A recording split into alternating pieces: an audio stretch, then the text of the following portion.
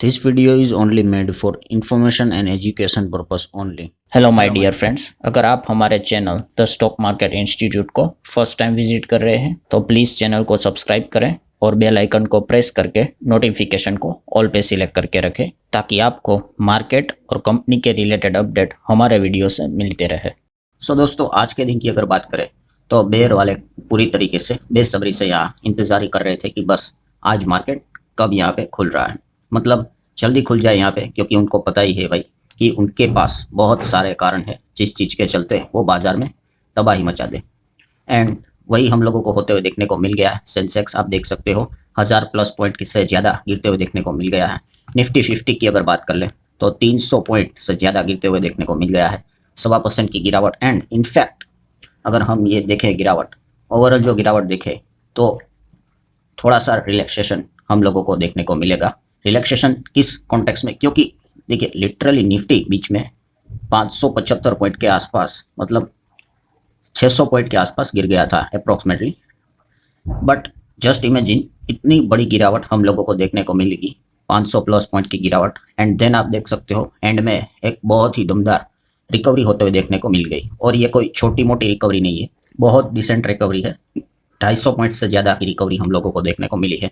सो बहुत कुछ ड्रामा हम लोगों को आज के दिन के देखने को मिला है। मतलब गिरावट क्यों हुई है मार्केट में ये तो सब अब जानते हैं, पर रिकवरी भी हम लोगों को बीच बीच में आप देख सकते हो कि कहीं बीच बीच में कहीं रिकवरी होते हुए देखने को मिली है। तो वो क्यों हुई है, इसके पीछे के भी बहुत सॉलिड कुछ कारण है, तो वो भी मैं आपको इसी वीडियो में कवर करके बताने वाला हूँ। बट यस, बड़े मतलब बिग पिक्चर की अगर बात कर ले तो भाई ओवरऑल पोर्टफोलियो है उसकी लंका लगते हुए देखने को मिलेगी, और वो तो वैसे भी कब से लगी रही है। बट आज के दिन की बात करें तो पोर्टफोलियो हर किसी का पता ही था कि सब मेंटली प्रिपेयर थे कि सब पोर्टफोलियो पिटेगे ही सबके। अब वो कितना पिटने वाला है वही देखने वाली बात थी। तो आप यहाँ पे देख सकते हो जितने भी इंडाइसिस है सब 1-1.25%, 1.5% गिरते हुए देखने को मिले हैं। यहाँ लार्ज कैप की बात कर ले, बड़े इंडाइसिस है वो, मिड कैप की बात कर ले, फिर स्मॉल कैप की बात कर ले 0.25%, सभी में काफ़ी अच्छा डिसेंट गिरावट देखने को मिला है। माइक्रो कैप की बात करें तो 200-2.25% तक टूटते हुए देखने को यहाँ मिला है। नो डाउट हम यहाँ पे कह सकते हैं ये तो रिकवरी के बाद की ये गिरावट है, जो नेट गिरावट है, वरना तो ये गिरावट काफ़ी गहरी हम लोगों को देखने को मिली थी। सिमिलर वे में सेक्टर वाइज की भी अगर बात कर ले, निफ्टी ऑटो यहाँ पे देख सकते हो 2-2.25%, सेक्टर में आप देख सकते हो 1-2% 2.5% तक गिरे थे। मेटल फार्मा भी नेगेटिव में ही चल रहे थे, वो थोड़ा पॉजिटिव रिकवरी के चलते थोड़ा पॉजिटिव में आ गए हैं। बट जैसे मैंने आपको बताया कि बिग पिक्चर अगर आप देखेंगे तो सभी के पोर्टफोलियो रेड ही हम लोगों को देखने को मिलेंगे, और इसके पीछे का रीज़न डिटेल में मतलब बात करेंगे। अब रीज़न की बात करें तो जैसे कि सबको पता ही है कि वॉर हम लोगों को एक नई वॉर देखने को मिल रही है, जिसका इम्पैक्ट हर किसी के इकोनॉमी के ऊपर देखने को यहाँ मिल रहा है। और इसमें सबसे बड़ा पॉइंट कौन सा है कि अमेरिका, इजराइल, ईरान के बीच में जो वॉर चल रही है वो अब यस पूरा मिडल ईस्ट इसमें आ चुका है। ये एक सबसे बड़ा की पॉइंट है जिसने यहाँ पे क्या किया है, पूरे दुनिया भर के बाजार को परेशान करके यहाँ पे छोड़ा है। वरना मिडल ईस्ट में तो इसके पहले भी बहुत बार देखा है कॉन्फ्लिक्ट, बट ये वाला जो समय है वो पूरा मिडल ईस्ट में, मतलब कितने सारे देशों ने, लगभग 7-8 मिडल ईस्ट के जो देश हैं उनके ऊपर ईरान के द्वारा हम लोगों को अटैक होते हुए देखने को मिला है। और नो डाउट उन्होंने कोई पर्सनली वहाँ पे अटैक नहीं दिखाया, यूएस के जो बेस कैंप होते हैं उसके ऊपर कोशिश की है। बट बॉटम लाइन तो यही है कि पूरा मिडल ईस्ट डिस्टर्ब होते हुए देखने को मिला है। एंड खास करके मिडल ईस्ट मतलब आपको पता ही है crude oil, and crude oil जिस प्रकार से हम लोगों को भागते हुए देखने को मिला है तो डिस्टर्बेंस तो बनता है ये।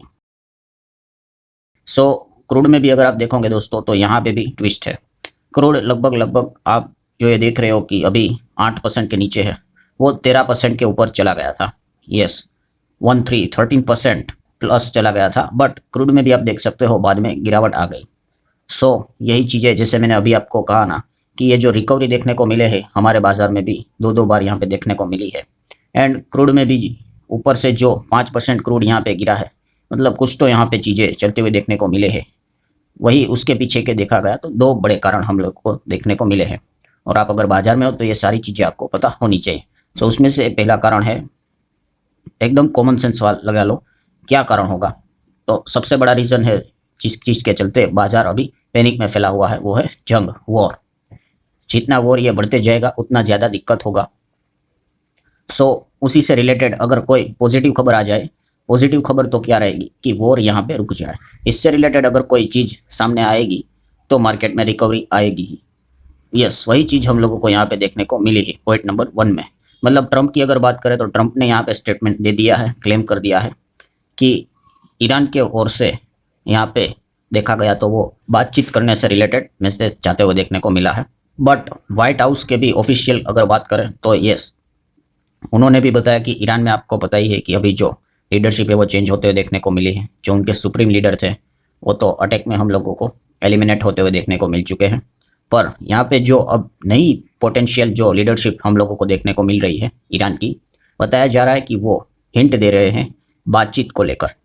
मतलब आपको क्या है दोस्तों, दो चीज़ें होती है, एक आइडियोलॉजी और दूसरा होता है कि मतलब जो नए पॉलिटिशियंस, मतलब जो हम लोगों को लीडर्स देखने को मिलेंगे, क्या वो खुद के बारे में सोचेंगे एंड इस वॉर को रोकने की कोशिश करेंगे। तो ये चीज़ अभी फिलहाल तो फोकस में आते हुए देखने को मिल रही है। एंड व्हाइट हाउस ने भी ये बात बताई है कि हाँ, उनके जो नए लीडरशिप वाले जो लोग हैं उनमें से कुछ हिंट दे रहे हैं कि भाई चलो देख लेते हैं भाई कि बातचीत टेबल के ऊपर अगर सफल अगर होती है तो ठीक है।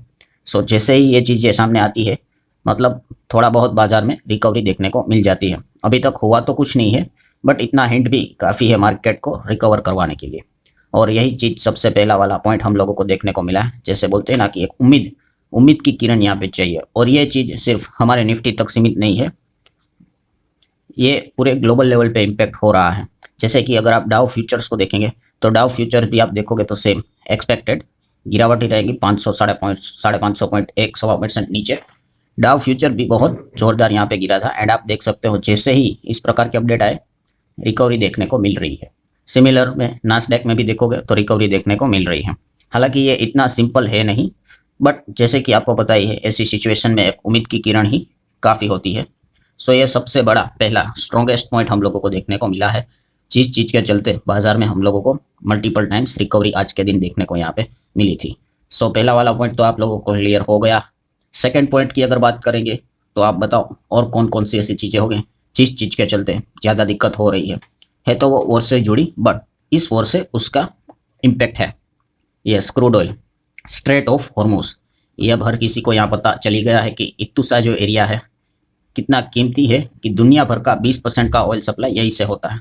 हमारे देश की बात करें तो 40 से 50% तक ये ऑयल यहीं से आता है। तो आप अंदाज़ा लगा सकते हो कि अगर ये ब्लॉक हो गया तो हम ऑयल की पूर्तता कहाँ से करेंगे, हमें तो डेली चाहिए। तो ये सबसे बड़ा एक पैनिक वाला माहौल रहता है। और बीच में खबर भी हम लोगों को देखी थी। सो इसी को लेकर एक और अच्छी खबर देखने को मिल गई है, खास करके ईरान के फॉरेन मिनिस्टर अब्बास की बात करें तो उन्होंने क्लेरिफाई कर दिया है कि Iran has no intention of closing the strait of Hormuz. मतलब उन्होंने ऐसा बता दिया है कि हम ऐसे स्ट्रेट ऑफ हॉर्मुज को डिस्टर्ब नहीं करेंगे और ऐसा कोई हमारा इंटेंशन भी नहीं है। तो ये ईरान के फॉरेन मिनिस्टर ने साफ बता दिया है। तो ये तो वर्बली चीज़ें देखने को मिल गई हैं, बट इस चीज़ के चलते ही क्रूड के ऊपर काफ़ी अच्छा इम्पैक्ट हम लोगों को देखने को मिल गया है। मतलब जैसे कि मैंने आपको बताया कि क्रूड यहाँ पे पहले ही इसमें 13% तक ऊपर चला गया था और बाद में आप देख सकते हो यहाँ पे 8% तक सेटल हो चुका है। मतलब कंक्लूजन क्या है दोस्तों, कंक्लूजन यही है दोस्तों कि सिचुएशन अभी भी वैसी की वैसे ही है। बीच बीच में थोड़ी सी उम्मीद वाली हम लोगों को कुछ अपडेट्स देखने को यहाँ पे मिलते रहते हैं, ठीक है। एंड अगर इस प्रकार से अगर कोई एक्चुअल में अगर चीज़ें हुई तो फिर भाई बहुत अच्छी बात है, रिकवरी भी देखने को मिलेगी। रिकवरी के साइन भी हम लोगों ने आज के दिन देख ली है। सो अगर देखा गया तो अगर उनकी नई लीडरशिप अगर टेबल पे आती है, बातचीत करने के लिए रेडी होती है एंड अगर ये कॉन्फ्लिक्ट रुक जाता है तो अच्छी बात है, चीज़ें जल्द से जल्द यहाँ पे स्टॉप भी हो सकती है। तो लेट्स सी एग्जैक्टली आगे क्या होता है, बट यही ड्रामा आज के दिन हम लोगों को इंडेक्स में देखने को मिला है।